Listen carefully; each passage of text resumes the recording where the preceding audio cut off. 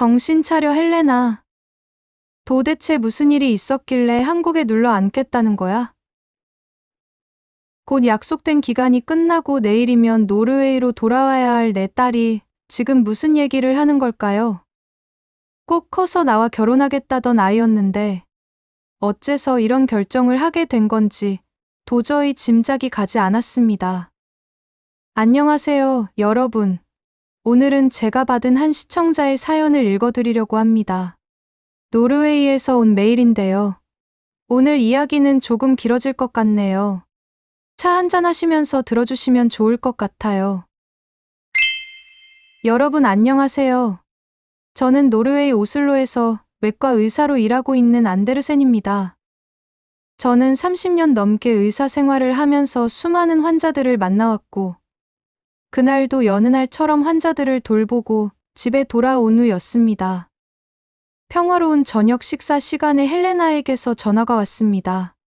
아빠, 제가 정말 중요한 얘기가 있어요. 효준 오빠를 만났어요.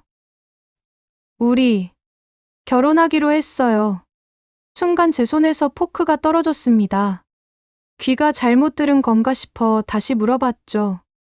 아내는 제 표정이 하얗게 변하는 것을 보고 걱정스러운 눈빛으로 저를 바라보았습니다. 원래 헬레나는 한국에서 1, 2년 영어 교사로 경험을 쌓고 돌아올 예정이었습니다. 그저 젊은 시절에 특별한 경험이 될 거라고만 생각했죠. 제 머릿속에서는 수많은 생각이 회오리 바람처럼 몰아쳤습니다. 결혼이라니 너무 성급한 게 아닐까? 한국인을 제대로 알기나 하고 사기를 당하는 건 아닐까 하는 걱정부터 이제 우리 딸을 영영 잃는 건가 하는 두려움까지. 아빠, 효준 오빠를 만나고 나서 제 인생이 완전히 달라졌어요. 이런 느낌은 처음이에요. 아빠가 한번 만나보면 분명 이해하실 거예요. 제가 얼마나 행복한지 아빠도 느끼실 수 있을 거예요. 딸의 목소리는 봄날의 꽃처럼 행복감으로 피어올랐지만 저는 그저 멍한 상태였습니다. 그날 밤 한숨도 자지 못했어요. 서재에 틀어박혀 한국에 대해 검색하고 또 검색했죠. 처음엔 한국의 결혼 사기 같은 키워드로 시작해서 점차 한국의 문화와 국제결혼 경험담을 찾아보게 되었습니다. 사실 저는 헬레나가 노르웨이나 유럽의 다른 나라에서 온 남자를 만나길 바랐습니다. 북유럽의 가치관을 공유하고 주말이면 패밀리 게더링을 할 수 있는 그런 사이 말이에요. 크리스마스에 다 같이 모여 전통 음식을 나누고 여름이면 피오르드로 가족 여행을 가는 그런 평범한 가정을 꿈꿨거든요. 하지만 한국이라니 지도에서나 봤던 그 먼 나라였습니다. 비행기로 13시간이나 걸리는 곳에서 제 딸이 완전히 다른 문화 속에서 살아간다고 생각하니 가슴이 먹먹해졌습니다. 매일 밤 잠들기 전 우리 딸이라고 부르던 헬레나가 이제는 한국의 며느리가 된다는 생각에 눈시울이 붉어지기도 했죠. 잠도 제대로 이루지 못하고 고민하다가 결국 직접 한국에 가보기로 했습니다. 아내는 제 고집을 말리려 했지만 전 이미 마음을 정한 후였죠. 비행기 표를 예매하고 딸에게 연락했더니 예비 사위와 함께 공항으로 마중 나오겠다고 했습니다. 13시간의 긴 비행 동안 헬레나를 만나면 무슨 말을 해야 할지 계속 고민했습니다. 하지만 인천공항에 도착해서 입국장을 나왔을 때 제가 본 것은 딸이 아닌 정장 차림의 젊은 남자였습니다. 키가 크고 단정해 보이는 청년이 닥터 앤더슨이라고 적힌 팻말을 들고 서 있었죠. 제 마음속에는 실망감이 가득했습니다. 1년 만에 만나는 아버지를 직접 마중 나오지 않다니 노르웨이에서라면 있을 수 없는 일이었죠. 아무리 바빠도 가족이 최우선이라고 생각하는 우리와는 문화가 너무 다르구나 하는 생각이 들었습니다. 효준이라고 자기소개를 하는 청년의 한국식 인사법이 낯설었습니다. 90도로 허리를 굽혀 인사하는 모습이 과하게 느껴졌어요. 악수를 청했지만 그의 손은 힘없이 부드럽기만 했죠. 노르웨이에서는 서로를 신뢰한다는 의미로 단단하게 악수를 하는데 말이에요. 헬레나는 어디 있나요? 제 질문에 효주는 지나치게 차분한 목소리로 대답했습니다. 죄송합니다. 헬레나가 어제 저녁부터 복통을 호소해서 병원에 입원해 있습니다. 걱정하지 마세요. 좋은 병원이고 의사 선생님도 매우 실력 있으십니다. 순간 화가 치밀었습니다. 내 딸이 아프다는데 이 사람은 왜 이렇게 침착한 걸까요? 마치 일상적인 업무 보고를 하듯 담담하게 말하는 모습에 불편함을 느꼈습니다. 노르웨이였다면 가족들이 발을 동동 구르며 걱정했을 텐데 말이죠. 짐을 챙기는 동안에도 효주는 한 번도 자리를 비우지 않고 곁에서 도왔지만 그의 지나친 예의 바름이 오히려 거리감으로 느껴졌습니다. 차에 탄 후에도 그는 운전에만 집중한 채 필요한 대화만 했죠. 제가 상상했던 따뜻하고 정감 있는 첫 만남과는 거리가 멀었습니다. 그나마 다행인 건 차 안에서 흘러나오는 클래식 음악이었습니다. 바흐의 골드베르크 변주곡이었는데 적어도 음악 취향은 나쁘지 않구나 하는 생각이 들었죠. 하지만 그것만으로는 제 마음속 불안과 걱정을 지우기에 부족했습니다. 병원으로 향하는 동안 저는 최악의 상황을 상상하고 있었습니다. 개발도상국의 열악한 의료시설, 위생 상태가 의심스러운 병실, 미숙한 의료진, 30년 경력의 외과의사로서 제 딸이 그런 환경에서 치료받는다고 생각하니 가슴이 답답했습니다. 하지만 병원에 도착하자마자 제 선입견이 완전히 무너졌습니다. 우선 병원 로비는 마치 고급 호텔 같았어요. 접수 데스크에서 효준이 제 신분을 설명하자 영어가 유창한 직원이 바로 통역 서비스를 제공해 주었죠. 놀라움은 거기서 그치지 않았습니다. 헬레나가 입원해 있는 병실로 가는 길에 본 의료 장비들은 최신식이었어요. 특히 로봇 수술실을 지나가면서는 제 눈을 의심할 수밖에 없었습니다. 오슬로 대학병원에서도 아직 도입하지 못한 최첨단 장비들이 눈앞에 있었으니까요. 딸의 주치의를 만났을 때는 더욱 놀랐습니다. 그는 유창한 영어로 헬레나의 상태를 설명해 주었는데 진단과 치료 과정이 매우 체계적이었어요. 맹장염 초기 증상을 보이자마자 즉시 복강경 수술을 진행했다고 하더군요. 노르웨이에서는 보통 보존적 치료를 먼저 시도하는데 말이죠. 아버님도 의사신가요? 그렇다면 제가 헬레나의 CT 영상을 보여드리겠습니다. 주치의는 태블릿 PC로 헬레나의 의료 기록을 즉시 불러왔습니다. 모든 검사 결과와 수술 기록이 디지털화되어 있었죠. 노르웨이에서는 아직도 일부 병원에서 종이 차트를 사용하는데 이건 마치 미래의 의료 시스템을 보는 것 같았습니다. 맹장 수술이었는데 노르웨이였다면 최소 일주일은 입원했어야 할 텐데 이틀 만에 퇴원이 가능하다고 하더군요. 수술 후 회복 속도도 놀라웠습니다. 통증 관리가 효과적이었고 감염 예방을 위한 프로토콜도 완벽했죠. 헬레나의 병실은 1인실이었는데 내부 시설이 호텔 수준이었습니다. 개인 욕실은 물론이고 보호자를 위한 소파베드까지 갖춰져 있었어요. 간호사들은 2시간마다 정기적으로 체크를 하면서도 환자의 휴식을 방해하지 않도록 세심하게 배려했습니다. 의사로서 저는 한국의 의료 시스템에 깊은 인상을 받았습니다. 효율성과 첨단 기술, 그리고 환자 중심의 서비스가 완벽하게 조화를 이루고 있었거든요. 아시아의 의료 수준을 과소평가했던 제 자신이 부끄러워졌습니다. 더구나 이 모든 의료 서비스의 비용이 노르웨이의 10분의 1도 안 된다는 사실을 알았을 때는 제 고정관념이 완전히 깨져버렸죠. 효준이 보험 처리를 하는 동안 저는 한국의 의료 보험 시스템에 대해 더 자세히 물어보고 있었습니다. 퇴원 다음 날 아침, 누군가 병원 문을 노크했습니다. 들어오세요. 했더니 정갈한 한복 차림의 중년 여성이 조심스럽게 들어오셨어요. 효준의 어머니셨습니다. 양손에는 보온통이 들려 있었죠. 같이 가신다고 하셨는데 효준이 당황한 듯 말했지만 어머님은 환한 미소를 지으며 대답하셨습니다. 엄마가 먼저 와서 준비해야지. 헬레나야, 이거 전복죽이야. 엄마가 새벽부터 정성스럽게 끓였어. 환자에게 제일 좋은 게 전복죽이래. 처음에 저는 불편했습니다. 노르웨이에서는 이렇게 매일 아침 병문안을 오는 경우가 거의 없거든요. 특히나 간단한 수술 후에는요. 게다가 병원 음식 대신 직접 준비한 음식을 가져오는 것도 낯설었죠. 위생상의 문제는 없을까 걱정도 됐고요. 하지만 효준 어머님의 정성은 거기서 끝이 아니었습니다. 매일 아침 다른 종류의 죽을 가져오셨어요. 전복죽, 낙지죽, 대구죽.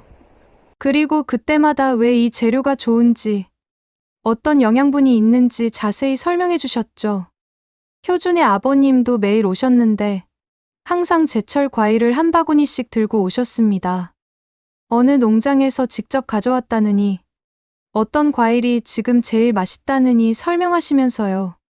두 분 다 헬레나를 친딸처럼 걱정하고 챙기시는 게 보였습니다. 처음에는 이런 관심이 부담스럽고 과하다고 생각했어요. 서양에서는 이렇게 환자를 빈번히 방문하는 것을 오히려 환자의 휴식을 방해하는 것으로 여기거든요. 하지만 헬레나의 표정을 보며 제 생각이 바뀌기 시작했습니다. 엄마, 아빠가 매일 오셔서 이렇게 챙겨주시니까 정말 감동이에요. 특히 어머님이 끓여주신 죽은 정말 맛있어요. 제가 한국 사람이 된 것 같아요. 헬레나가 수줍게 웃으며 한국어로 감사 인사를 하는 모습을 보면서 이것이 바로 한국의 가족 문화구나 하는 걸 이해하게 되었습니다. 그들에게는 가족이 아픈 것이 단순히 의료적인 문제가 아니라 온 가족이 함께 극복해야 할 일이었던 거죠. 퇴원 후에도 두 분의 정성은 계속되었습니다. 효준 어머님은 매일 아침 식사를 챙기러 오셨고, 아버님은 퇴근길에 들러 안부를 물으셨어요. 처음에는 너무 과하다고 생각했던 그 관심이 사실은 깊은 사랑과 책임감의 표현이었다는 걸 알게 되었습니다. 특히 인상 깊었던 건 효준 어머님이 헬레나에게 한국식 보양식을 만드는 법을 가르쳐 주시는 모습이었어요. 마치 친딸에게 가르치듯 정성스럽게 설명해 주시는데 그 모습에서 진정한 가족애가 무엇인지를 배웠습니다. 서로 다른 문화와 언어를 가졌지만 사랑하는 마음만은 똑같다는 걸 깨달았죠. 아빠, 이제 이해하시겠어요? 저는 여기서 정말 행복해요. 효준 오빠도 부모님도 저를 너무 사랑해주세요. 한국에서의 삶이 처음에는 낯설었지만 이제는 제 고향처럼 느껴져요. 딸의 말을 들으며 제 마음도 조금씩 녹아내리기 시작했습니다. 가족을 잃는 게 아니라 새로운 가족을 얻는 거라는 생각이 들었거든요. 효준의 부모님은 제게도 너무나 따뜻하게 대해주셨습니다. 어느 저녁, 효준 아버님께서 저를 따로 부르셨습니다. 안데르센 박사, 오늘 저녁 시간 있으세요? 제가 좋은 걸 좀 보여드리고 싶은데. 갑작스러운 제안이었지만 왠지 거절할 수 없는 진심이 느껴졌습니다. 그렇게 저는 처음으로 한국의 전통 주점이란 곳에 가게 되었죠. 아담한 한옥을 개조한 공간이었는데 우리는 마주 앉아 전통술을 마시기 시작했습니다. 이건 막걸리예요. 우리나라 농부들이 일하면서 마시던 술이죠. 그리고 이건 약주. 이건 동동주. 각각 다 스토리가 있답니다. 처음에는 어색했습니다. 노르웨이에서는 사돈과 이렇게 단둘이 술을 마시는 경우가 드물거든요. 하지만 한 잔, 두 잔 술이 들어가면서 대화가 자연스럽게 흘러갔습니다. 안데르센 씨, 우리 헬레나가 참 착한 아이죠. 처음 왔을 때는 말도 서툴고 힘들어했는데 이제는 제 딸이나 다름없어요. 효준 아버님의 눈시울이 붉어졌습니다. 그리고는 천천히 말씀을 이어가셨죠. 우리나라에는 정이라는 게 있어요. 그냥 정이 아니라 시간이 흐르면서 자연스럽게 생기는 끈끈한 마음. 그게 바로 정이에요. 술잔을 기울이며 들은 효준 아버님의 이야기는 제 마음을 따뜻하게 만들었습니다. 젊은 시절 고생하신 이야기, 자식들 키우면서 겪은 에피소드, 효준이 어렸을 때 이야기. 마치 오랜 친구와 이야기를 나누는 것 같았죠. 이제 우리도 다 가족이에요. 이렇게 종종 술 한잔하면서 이야기 나눠요. 그날 이후로 저희는 몇 번을 더 만나 자리를 같이 했습니다. 때로는 한국 술을, 때로는 제가 가져온 노르웨이 아쿠아비트를 마시면서요. 술을 마실 때마다 서로의 문화와 전통에 대해 이야기를 나누었고, 점점 더 가까워졌습니다.